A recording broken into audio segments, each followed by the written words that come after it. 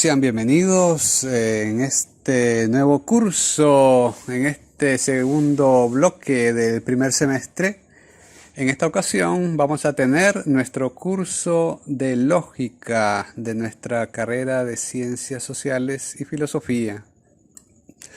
Este es un curso pues estrictamente filosófico y bueno, vamos a descubrir la importancia de la lógica, no solamente a nivel profesional, sino dentro de la vida cotidiana. Recuerdo que cuando yo estudié lógica con el profesor Sergio Custodio, él nos decía, nosotros estábamos jóvenes también, y él nos decía, bien, sean bienvenidos a este curso en el cual por vez primera van a empezar a aprender a pensar. Entonces así era, ¿no? Yo en su momento, pues yo pensé a pensar, yo ya sé pensar.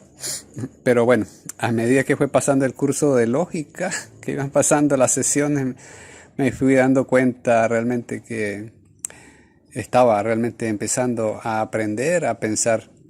Entonces, vamos a ver pues de qué trata este curso de lógica, ya con esta pequeña motivación. A ver si es verdad que vamos a necesitar otros recursos más realmente para poder aprender a pensar realmente como decía el profesor, ¿no? Bueno, antes que nada pues veamos un poco acá el calendario. Bueno, en estos cursos que ante todo pues los vamos a llevar algunas sesiones o tal vez no todas, pero sí la gran mayoría de las sesiones con esta modalidad asincrónica, ¿verdad? Es decir, va a estar en línea, pero no vamos a estar sincrónicamente trabajando en vivo y directo, sino que de manera diferida.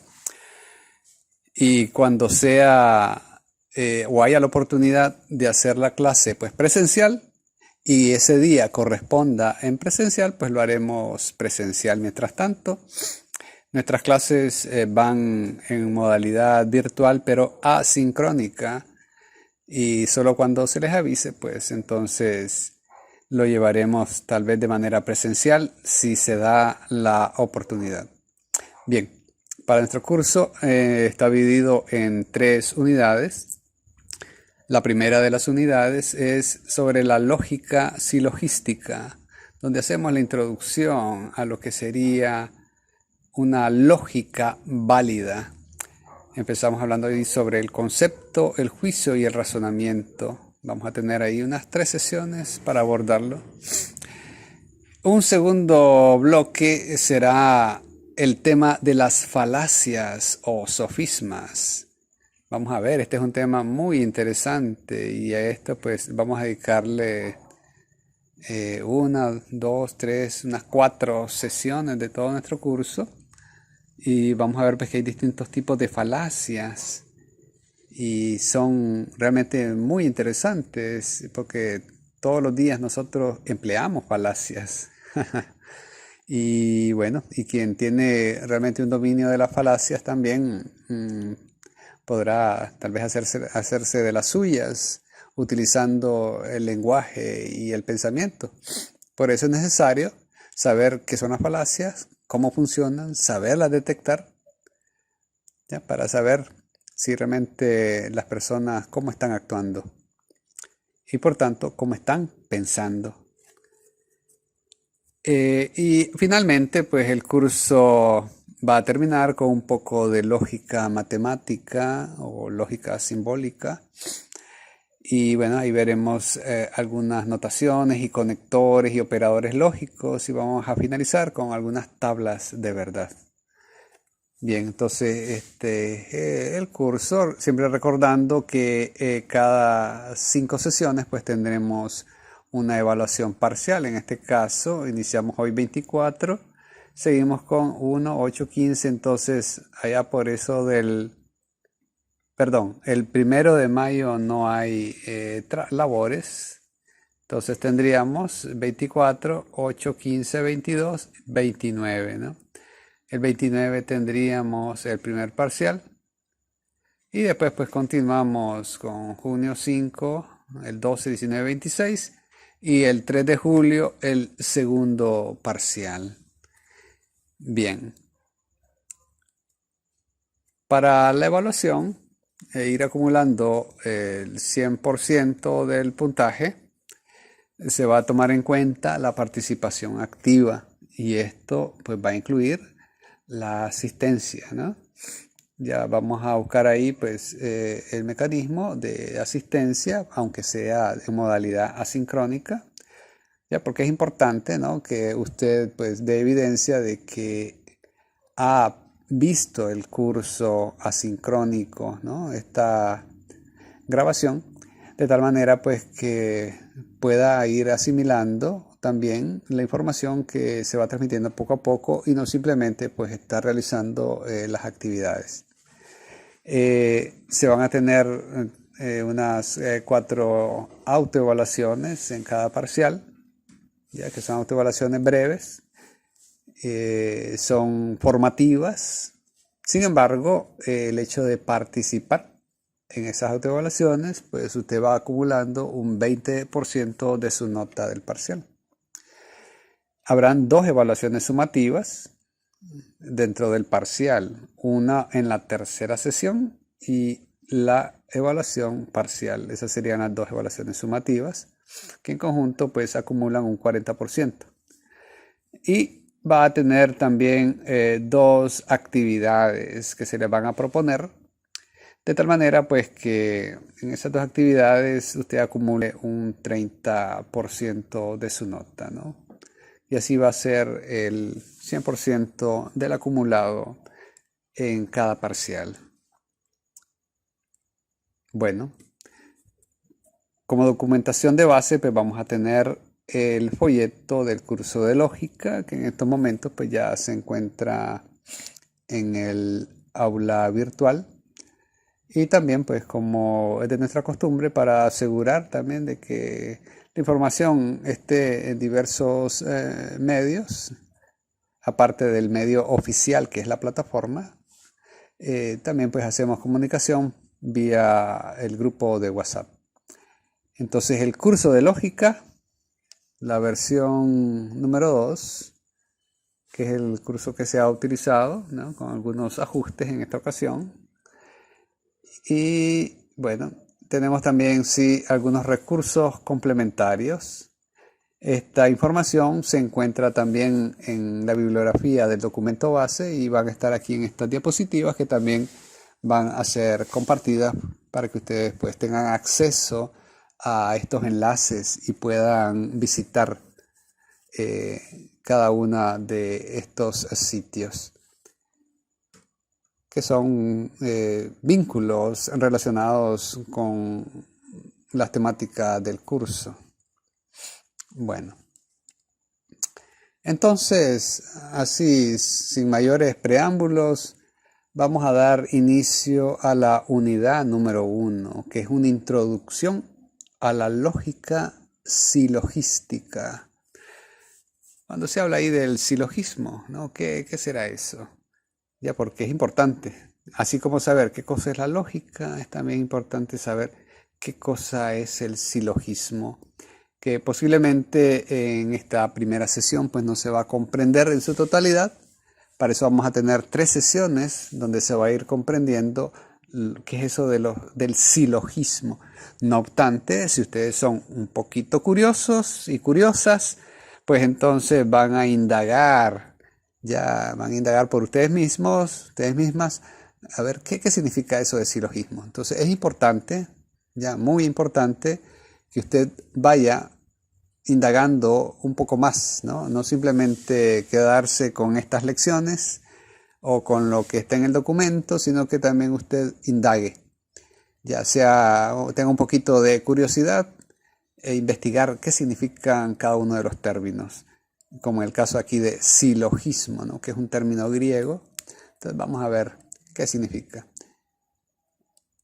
Bueno, en esta primera unidad se va a abordar lo que sería una definición de lo que es lógica, desde la perspectiva filosófica. Se va a abordar sobre el concepto.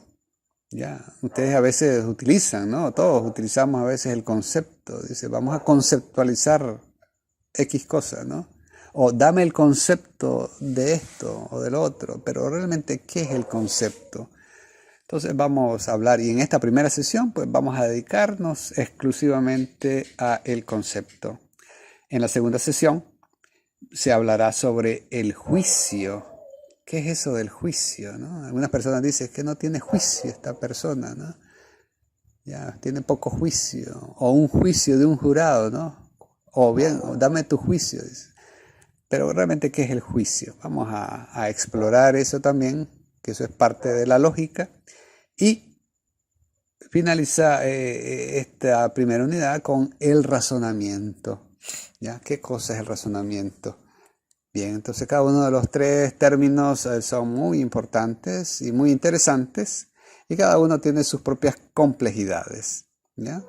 Entonces vamos a ir viendo un poquito aquí, adentrándonos ya en materia.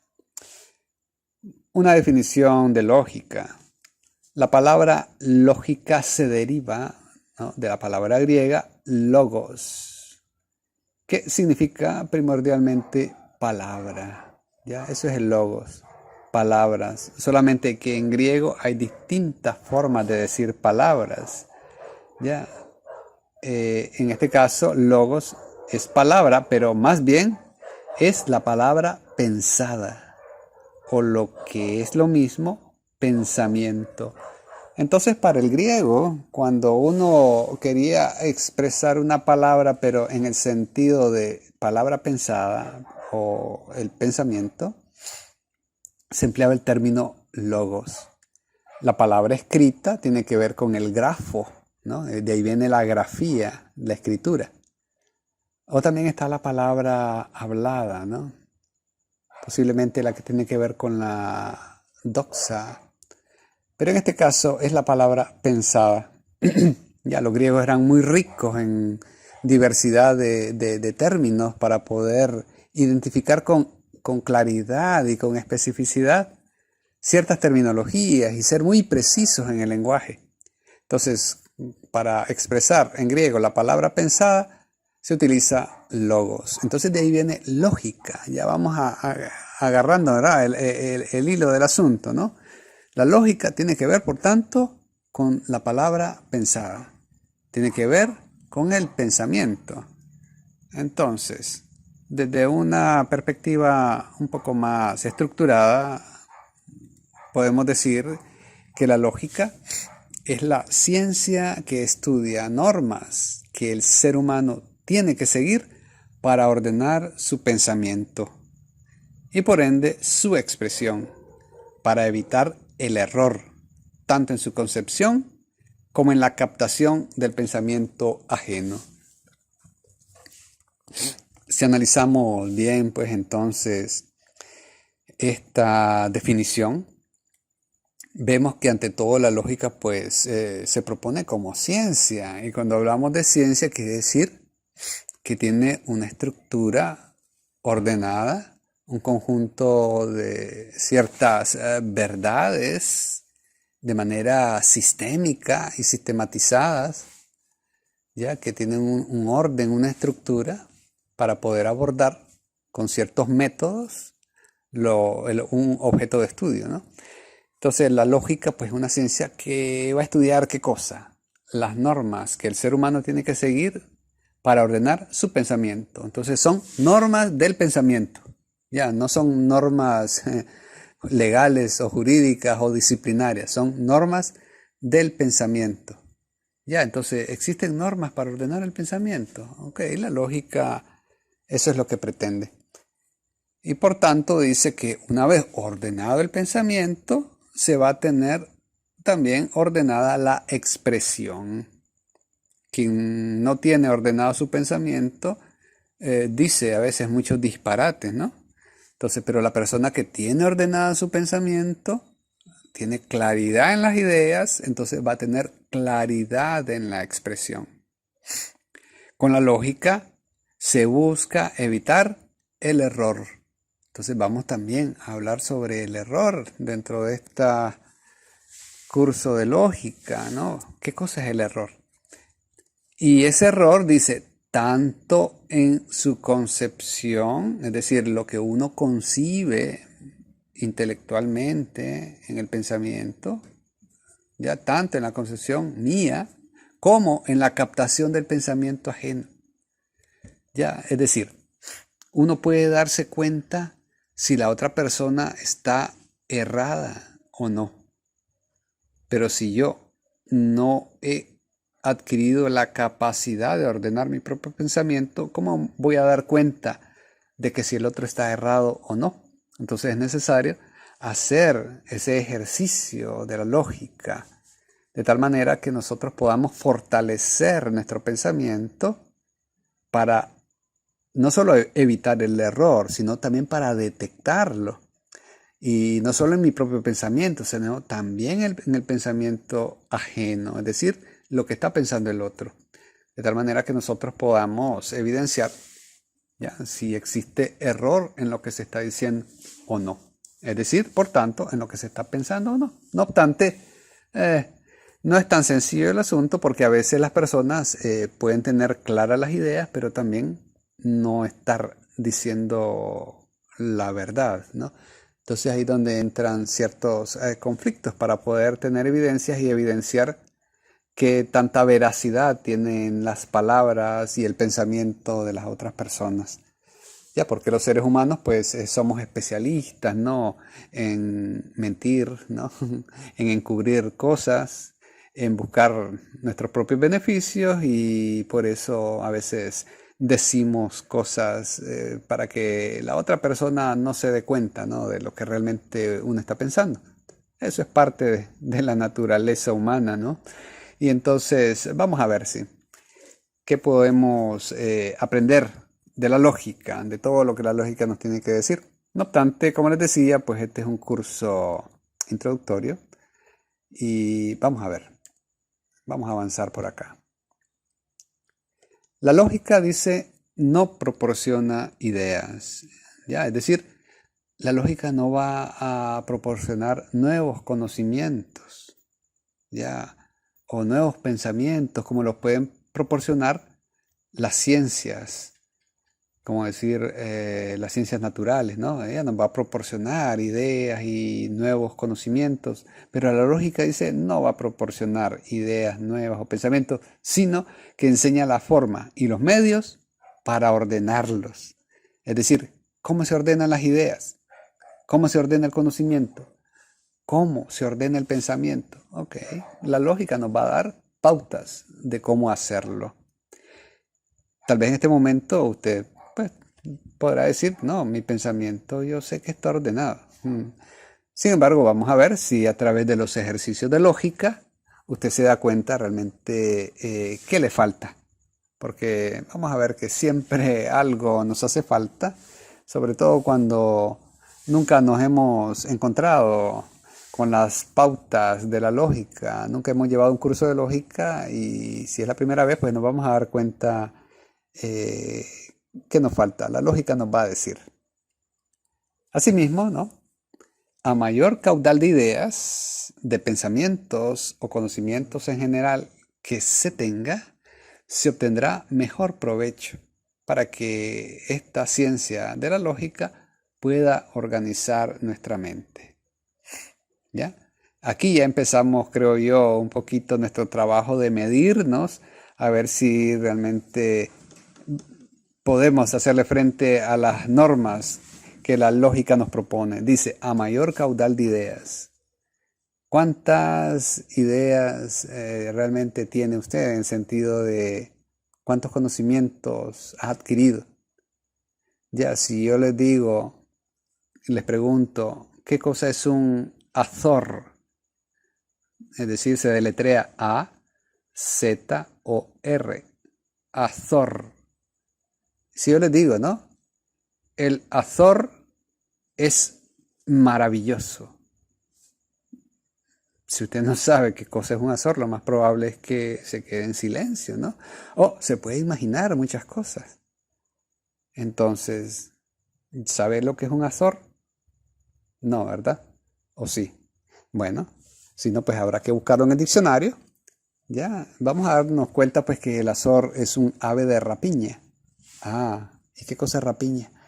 Entonces, bien, entonces a mayor caudal de ideas, es decir, si tenemos ya bien claros muchos de los términos, ya, entonces a mayor caudal de ideas, pues la ciencia de la lógica nos va a organizar mejor nuestra mente. Si no tenemos este caudal de ideas todavía, entonces ni modo, tenemos que ir al diccionario y aprender las terminologías. Tenemos que ir a internet a buscar los términos para tenerlos claros, ¿ya? Mientras más caudal de conocimientos tenemos, mientras más claras tenemos las definiciones de los términos que utilizamos en español, o que se pueden utilizar en español, o que son del habla española, pues mejor la lógica pues va a organizar nuestra mente. Entonces, ¿cómo estamos con los términos? Tenemos claro los términos de uso cotidiano, ¿ya? Vehemente, por ejemplo, ¿no? ¿Qué cosa es vehemente? ¿Ya? Y si digo, no, el azor es un ave vehemente. Ah, bueno, ya usted ya sabe que el azor es un ave de rapiña, así como un gavilán, por ejemplo, un ave de rapiña. El azor es vehemente. ¿Pero qué cosa es vehemente? Entonces, mientras no tenga claro eso, la lógica pues no puede hacer bien su trabajo. Entonces es necesario que usted primero enriquezca su vocabulario de tal manera que con todos los conocimientos adquiridos usted pueda crecer y permitir que la lógica te ayude a ordenar tus ideas. Bien, entonces este es uno de los primeros retos. La lógica plantea certezas. ¿Ya? Eso es lo que busca la lógica, encontrar certezas. Y la razón busca la verdad, ya que esa es un poco la diferencia, ¿no? La lógica dice no va a buscar la verdad, pero sí certezas. Entonces, ¿qué diferencia habrá entre una certeza y una verdad? ¿No? Entonces, hay que ver en el diccionario qué nos dice, qué cosa es certeza, qué cosa es verdad. La razón busca la verdad, dice, mediante el uso de certezas descritas por la lógica. Es decir, que para poder saber si algo es verdadero, tenemos que obtener evidencias de certezas, ya para poder identificar si algo tiene de verdad o no. Ya, entonces vemos que también ya hay términos que tenemos que asegurar. ¿Qué cosa será certeza? Hay que buscarlo, ir al diccionario. De tal manera, pues que también, ¿qué cosa será verdad? Ah, pero algo que sí podemos tener claro en este momento es que la razón busca la verdad, ¿ya? La razón busca la verdad mediante el uso de certezas, ¿ya? Entonces las certezas son auxiliares de la verdad, pero la certeza por sí sola no necesariamente va a decirme si algo es verdadero o no. Bien. Por otro lado también, la lógica, como parte de la utilidad, sirve en cualquier actividad humana, puesto que en toda circunstancia de la vida es necesario tener un pensamiento claro. ¿Ya? ¿Qué cosa es tener un pensamiento claro? Ya, muchas personas consideran que tienen un pensamiento claro, pero los que ya hemos hecho un poquito de ejercicio de la lógica, pues vemos que a veces no está tan claro el pensamiento de las personas. Un pensamiento, dice por acá, ordenado por una parte y por otra, comprender a fondo y claramente el pensamiento ajeno. Hay muchas personas que no logran entender el pensamiento ajeno. Por eso es que muchas personas malinterpretan lo que otros dicen, ¿ya? Y, y no cualquier persona, a veces personas con formación, pero no logran a veces entender lo que el otro está pensando. De tal manera que se pueda captar la verdad, ¿no? Más fácilmente.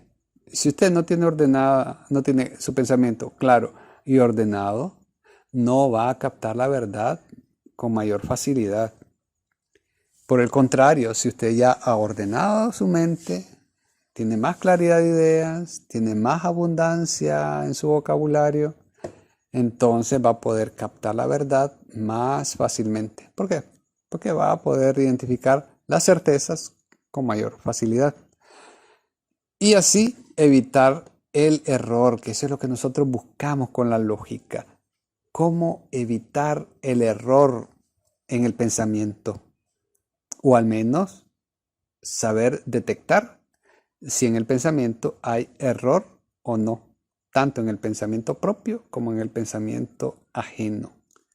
Ya, eso es lo más importante. Ya, entonces ya estamos viendo entonces esto de la lógica por dónde va. Ya, entonces en esta primera parte que es la lógica silogística, vamos a centrarnos bastante en estos aspectos, en la evitación del error. Ya, de tal manera que podamos encontrar o captar, dice por acá, este es el término que utiliza en lógica, captar la verdad. ¿Verdad? A veces nosotros decimos encontrar la verdad, pero en este caso es captar la verdad, es el término más apropiado. ¿Ya? Captar la verdad, tanto en el propio pensamiento como en el ajeno.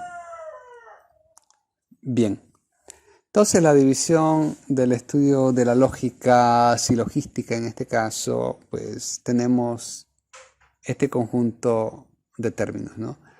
Primeramente, los conceptos o ideas. Entonces, cuando hablamos del concepto, estamos hablando también de ideas. ¿Ya sabían eso o no? Ya, entonces, una idea es un concepto. Y un concepto es una idea. ¿Ah? Es interesante, ¿no? Seguidamente, en la segunda sesión, pues que hablaremos de los juicios. Y en la tercera, sobre los razonamientos o el razonamiento. Estas tres formas de pensamiento, y por tanto son internas al individuo, ya, mi pensamiento está interno, está en mi mente o en mi pensamiento, ¿no? Es interno. Se expresan exteriormente de alguna manera, ya, es decir, mis ideas yo las puedo expresar por algún medio, ya, puesto que esta es la única forma que tiene el hombre para darse a entender. ¿Cómo? Transmitiendo lo que está en el pensamiento. Pero ¿cómo se transmite lo que está con el pensamiento? Ok, existen muchas maneras de expresión.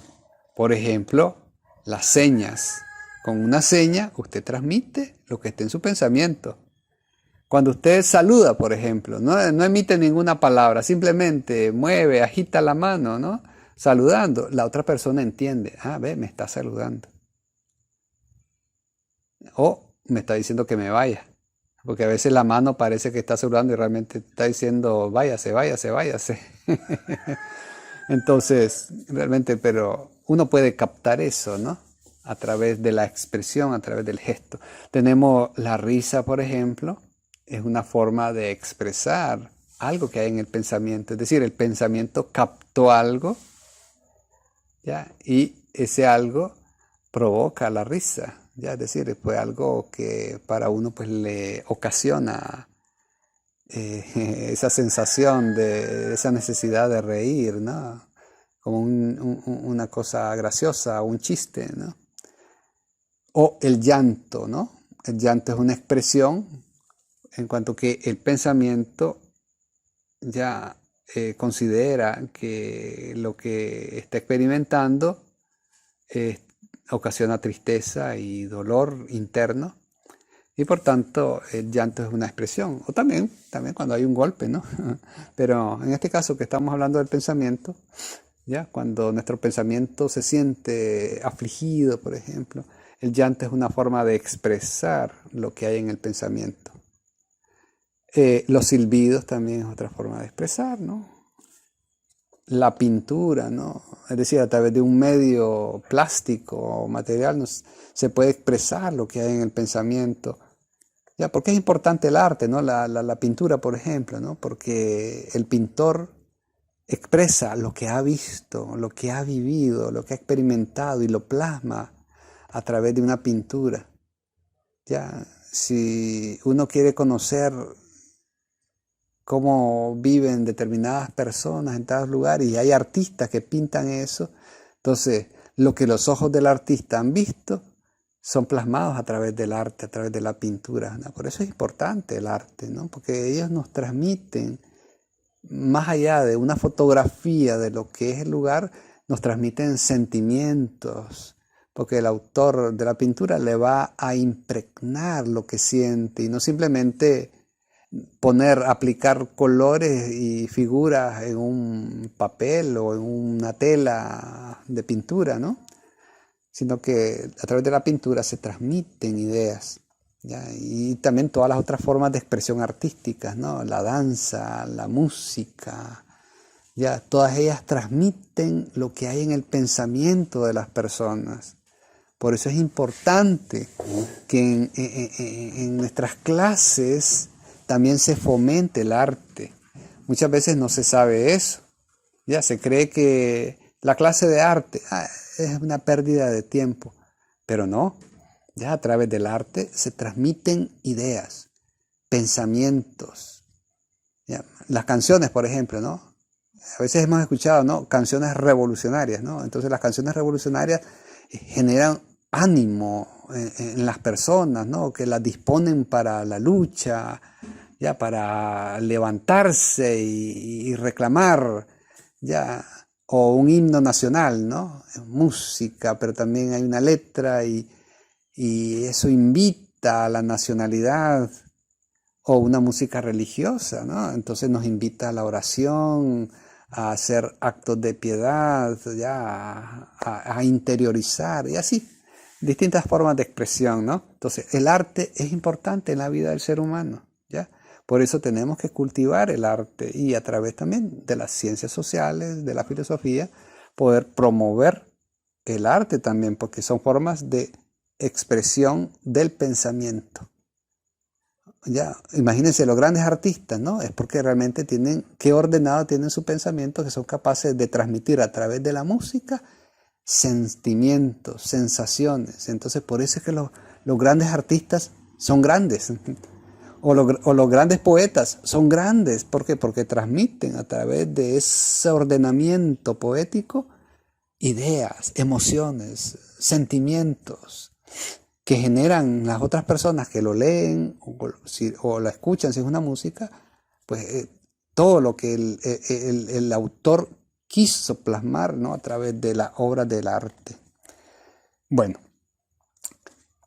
siguiendo aquí con estas ideas, pues vemos que las ideas tienen una forma de expresión. Decimos que las ideas están en nuestro pensamiento y se expresan a través de la palabra, ¿no? La expresión de las ideas es la palabra, que la palabra puede ser oral, puede ser escrita, por ejemplo.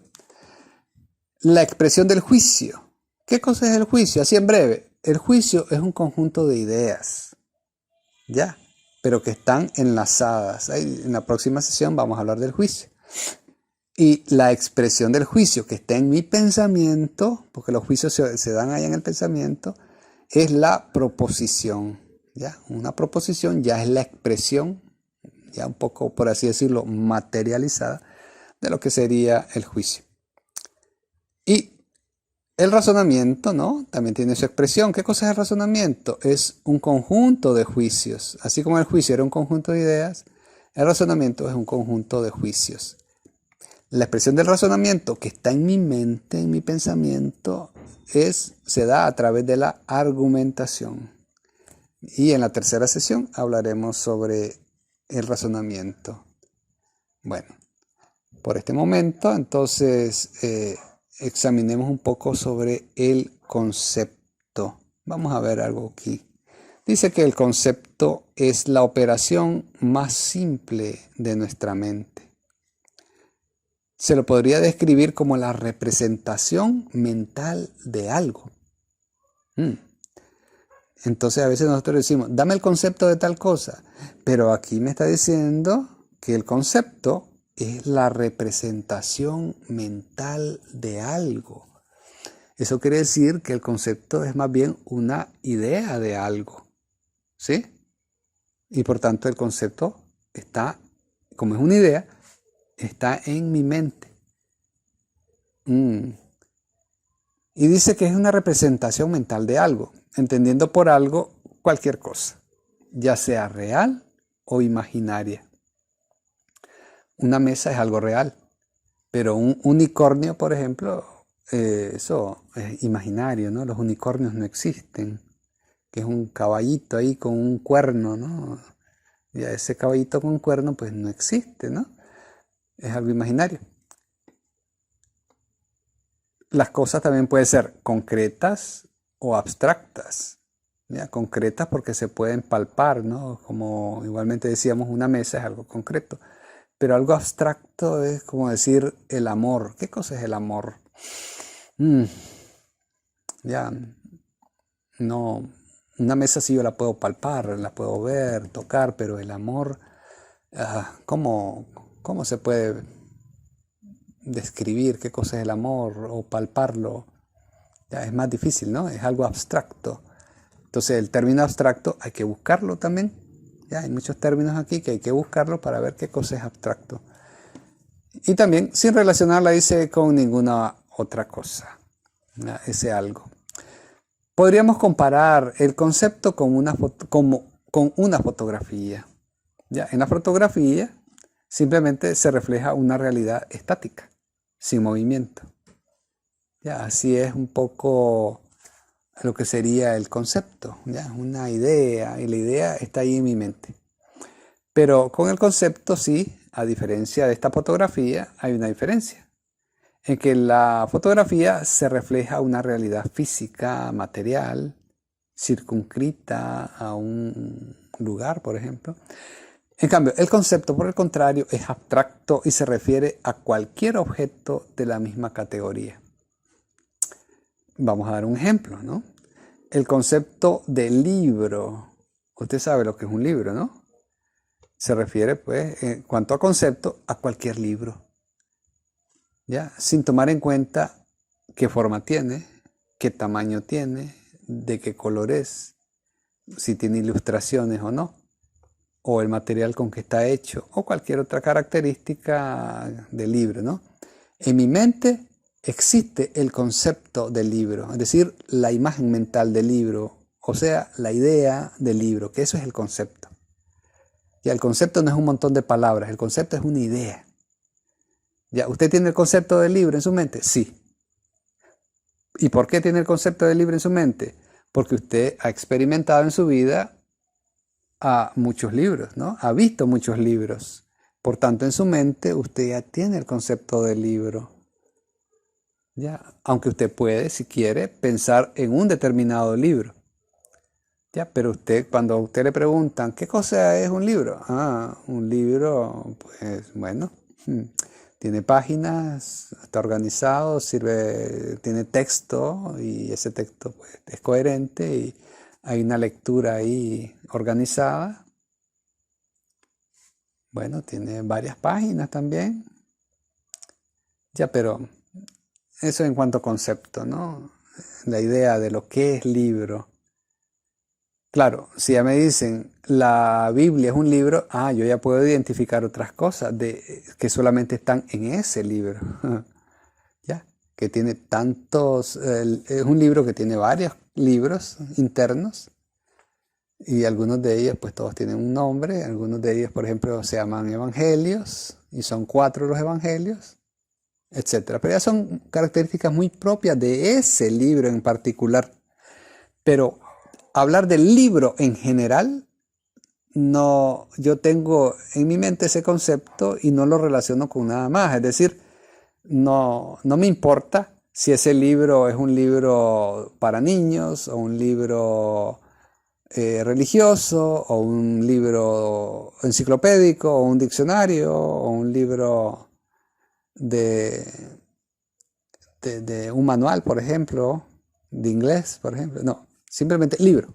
Yo ya sé que tiene pasta, tiene páginas con un texto interno bien organizado que sirve realmente pues, para leer, aprender lo que está ahí adentro, o al menos leerlo. ¿Ya? Tiene un inicio, un desarrollo, un cierre, un fin, ¿no? Bueno, sin importar, ¿no? Qué cosa pueda decir, o qué color tenga, o qué tamaño tenga. Entonces, ese es el concepto, ¿no? La idea, la representación de algo en la mente. Ese es el concepto. Entonces, el concepto no es una definición. A veces dice, deme el concepto de tal cosa y empezamos a hacer una definición. Deme el concepto del libro y empezamos a hacer la definición del libro. No, el concepto no lo puedo expresar así con un montón de palabras. Ya, simplemente al decir yo libro, ese es el concepto que está en mi mente, ¿no? De tal manera que yo puedo hacer un proceso contrario, ¿no? Si a mí me dicen, tiene 4 patas, por ejemplo, no, ni 4 patas, tiene una plataforma, tiene al menos una pata, tiene plataforma para sentarse, algunos tienen respaldar o no. Pero yo digo, tiene patas, una plataforma para sentarse, yo digo, posiblemente creo que es una silla, ¿ya? Entonces, ¿por qué? Porque yo ya tengo en mi mente una representación mental de lo que podría ser un objeto que tenga esas características, ¿no? Patas, al menos una pata, una plataforma para sentarse, podría tener un respaldar o no, pero la finalidad es eso, es un objeto para sentarme. Entonces yo digo silla. Al decir silla, yo estoy dando un concepto, ¿ya? No estoy dando una definición, estoy dando un concepto. Igualmente, si yo digo es un ser vivo, tiene 4 patas, tiene cola, hace guau guau, entonces yo inmediatamente doy el concepto, ¿no? Que está en mi mente, ¿no? Y yo digo perro, ¿verdad? Entonces, pero la expresión, decíamos, del concepto es la palabra, que puede ser oral o escrita, ¿ya? Es decir, el concepto que está en mi mente lo transmito a través de la palabra o del término, ¿ya? La expresión de la idea, del concepto, es la palabra oral o escrita.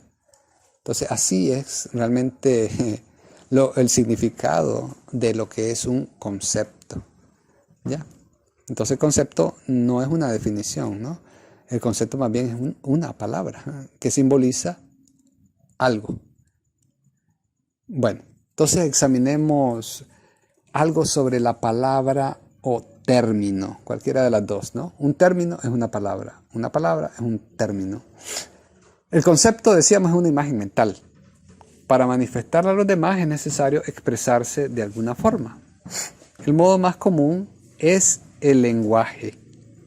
Decíamos que el lenguaje puede ser oral, puede ser escrito, puede ser simbólico, que se compone de palabras o términos. Ellos expresan los conceptos.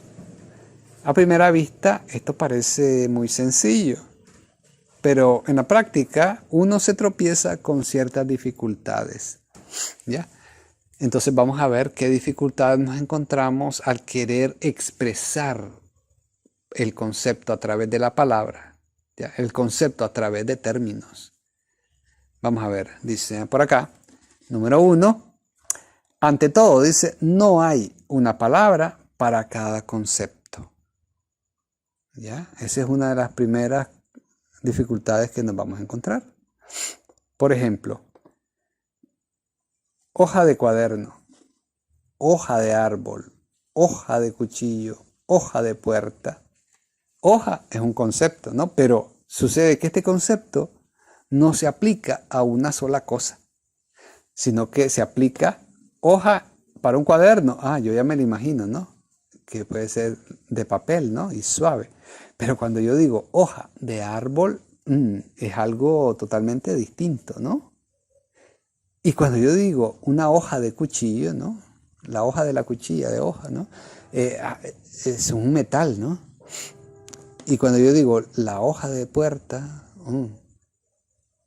ya estamos hablando de otras cosas. Entonces vemos que para las cosas posiblemente se aplique ya un término, pero ese término no se aplica exclusivamente a ese objeto.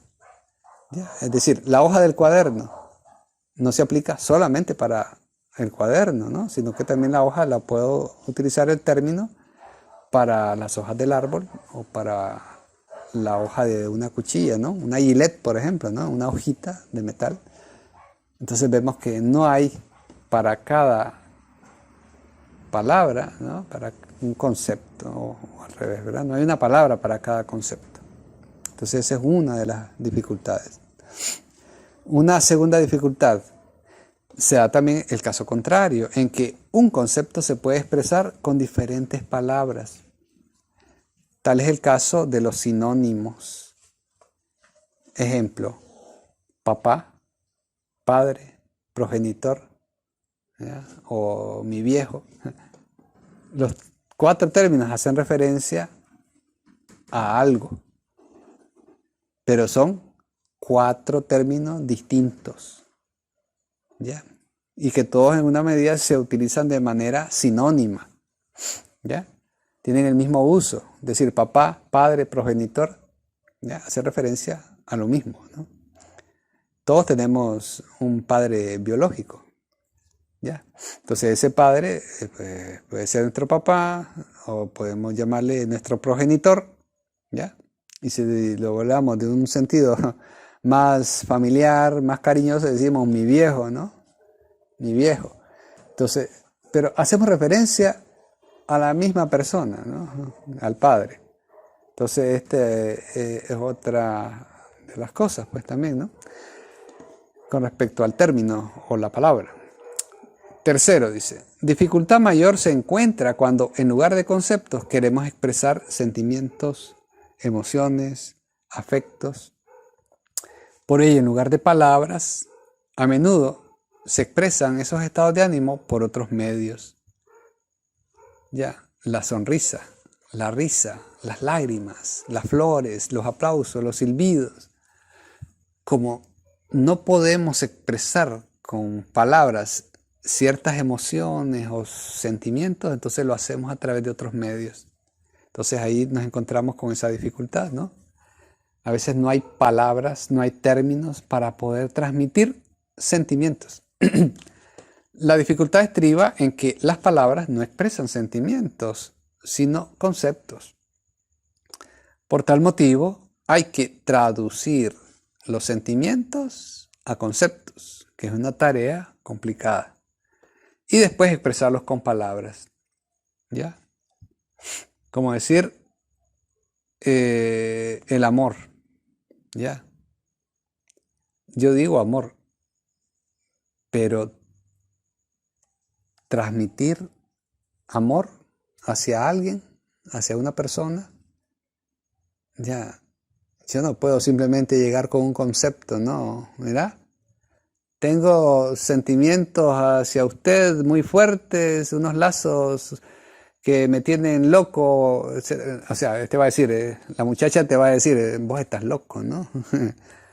Sino que se transmiten a través de otras maneras, ¿no? Ciertas sonrisas, nerviosismos, regalan flores, regalan chocolates, ¿ya? Para poder expresar lo que internamente en nuestro pensamiento, en nuestros sentimientos, sentimos en lo que sería amor, ¿no? Y también hay distintos tipos de amor, ¿no? Hay amor hacia alguien en sentido erótico, hay amor en sentido paternal, o en sentido filial, o en sentido fraternal, de hermano, ¿no? O un amor cristiano, por ejemplo. Ya, entonces hay distintos, ya, y entonces se vuelve más complejo poder expresar esos sentimientos con palabras. Entonces, como no lo puedo expresar con palabras, lo hago a través de otros medios. Bien, número 4. A veces no se puede o no se sabe expresar un concepto con una sola palabra. En tal caso se emplean expresiones enteras para expresar un solo concepto. No existe para el caso una sola palabra, ¿verdad? Una única palabra para expresar el concepto de una persona que sea a la vez amable, con don de gentes y dadivosa. Entonces, como no existe un solo término para representar a esa persona, tengo que utilizar todas estas ideas. ¿Ya? De tal manera, por ejemplo, una persona que cumpla con estas ideas, como no sé, no tengo un término único para expresarlo, tengo que decir, esa persona es amable, con don de gente y dadivosa. ¿Ya? Tengo que decirlo con distintos términos, con varios términos para poder lograr abarcar con varias palabras lo que sería el concepto que yo siento, que yo imagino, que yo entiendo de lo que una persona es. ¿Ya? Entonces esa es otra dificultad, ¿no? Por eso es que a veces nos cuesta describir a alguien. ¿Por qué? Porque necesitamos tener claridad en nuestro pensamiento de lo que esa persona representa. ¿Ya? Luego de haber visto cómo actúa, cómo habla, cómo se expresa, ya lo que posiblemente esté sintiendo, entonces yo tengo que ir describiéndola a través de distintos términos para poder representar lo que esa persona es. Bueno, y finalmente dice, no es raro el caso de quien tiene en la mente un concepto, pero no sabe cómo expresarlo. ¿Ya? La causa de ese tropiezo puede ser una de estas dos formas o ambas a la vez. La primera, o no se conoce la palabra adecuada y es entonces necesario mejorar y enriquecer el propio vocabulario, o no se tiene la idea clara. Y en este caso, evidentemente no se puede expresar en forma adecuada dicho concepto. Y será necesario aclarar la propia idea. ¿Ya? A veces no tenemos clara la idea y dice, lo tengo en la punta de la lengua. Aunque debería ser, lo tengo en la punta de la mente, ¿no?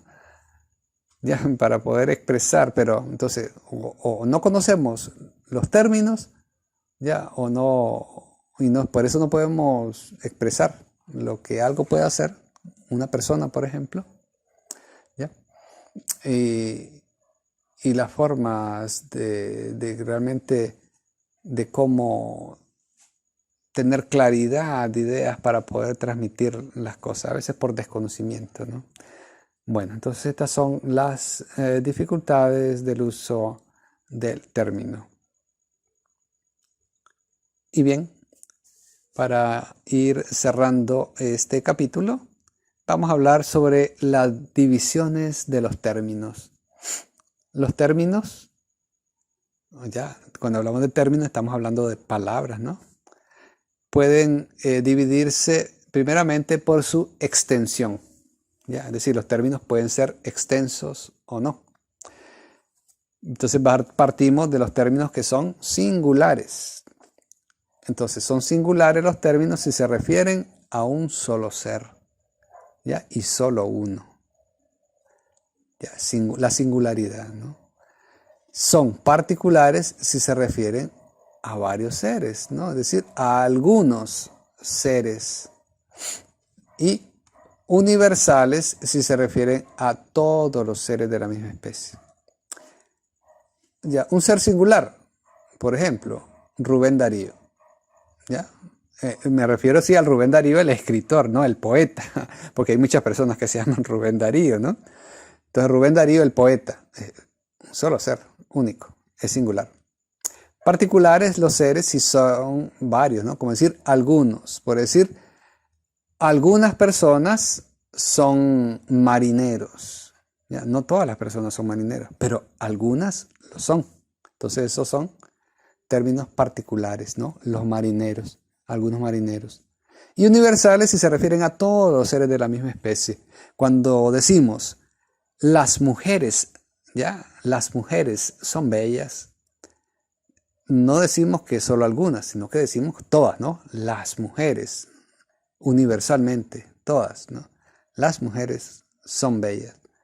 Entonces ese es un término universal, porque está abarcando a la totalidad, ninguna queda por fuera. Los términos también pueden dividirse por su comprensión.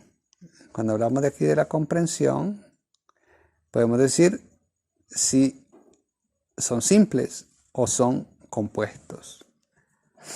Simples, dice, hablando de comprensión, si comprenden una sola cualidad o muy pocas cualidades. El oro, por ejemplo, ¿no?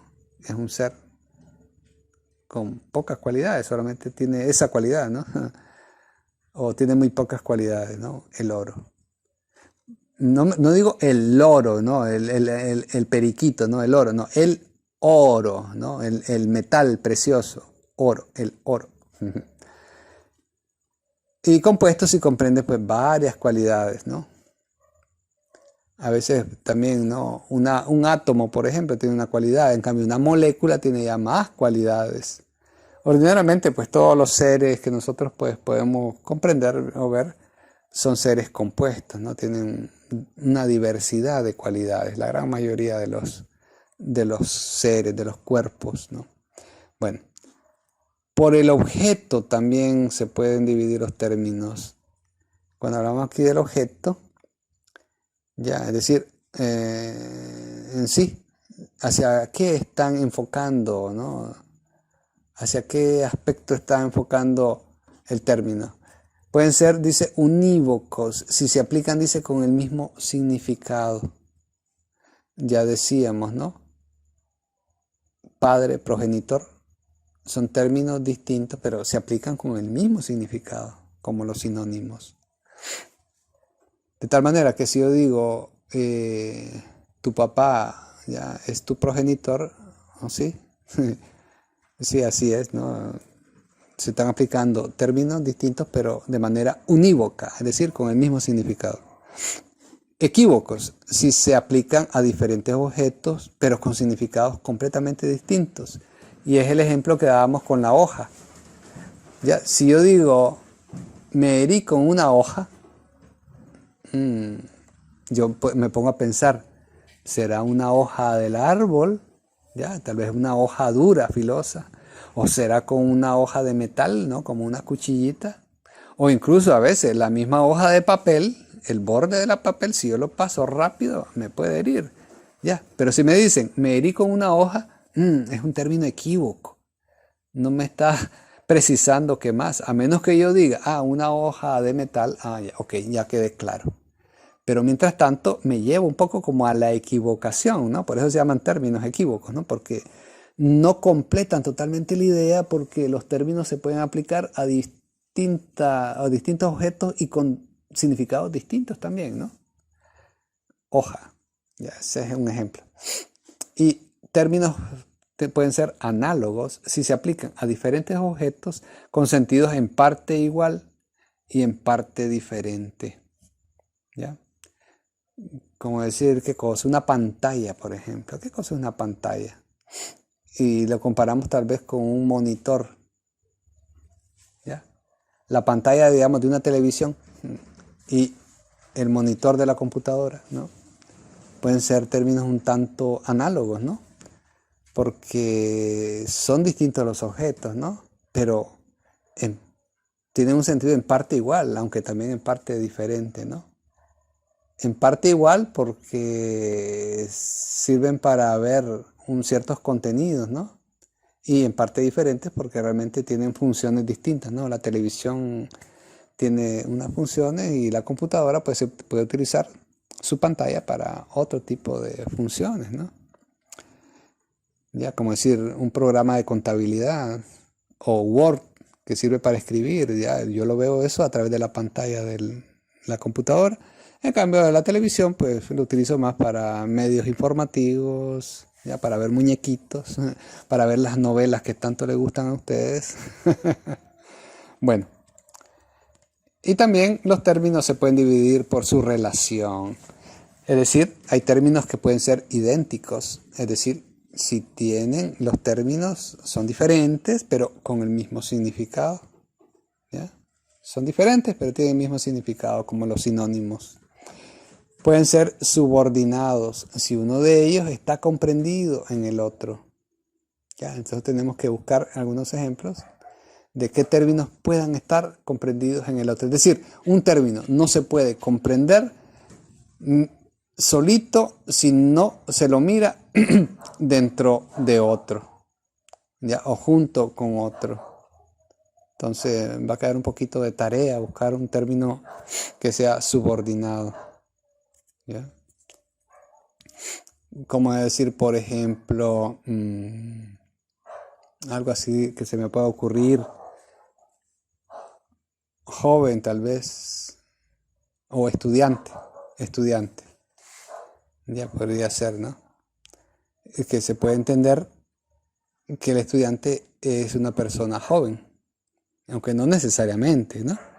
Pero realmente cuando uno dice estudiante, uno subordina el ser estudiante con una persona joven. O al revés, ¿no? Uno mira a un niño, por ejemplo, uno dice, debe ser estudiante. Ya uno lo subordina, ¿no? Pero no necesariamente.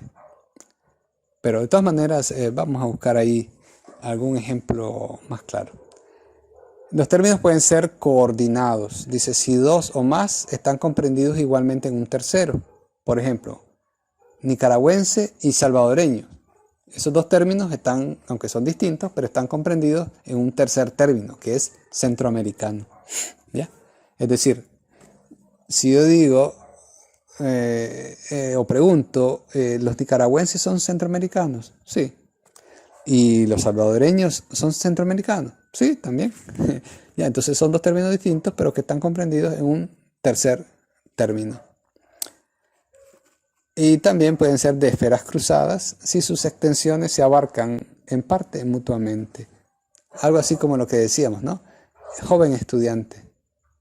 Ya casi siempre relacionamos a una persona joven con alguien que todavía está en un periodo de estudio, ser estudiante.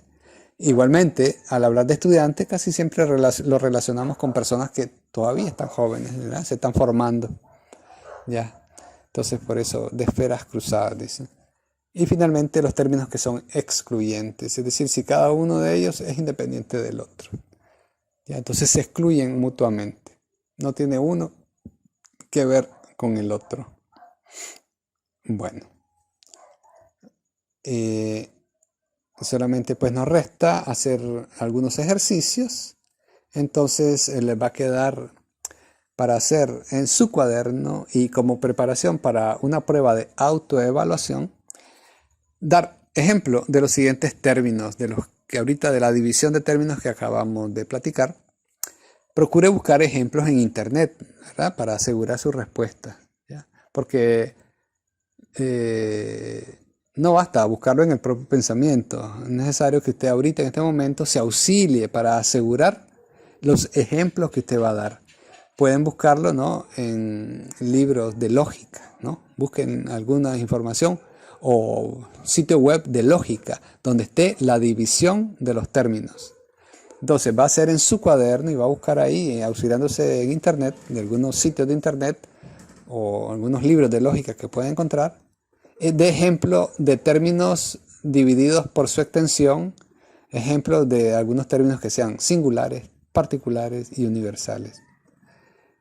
División de términos que sean por su comprensión, algunos que sean simples y compuestos.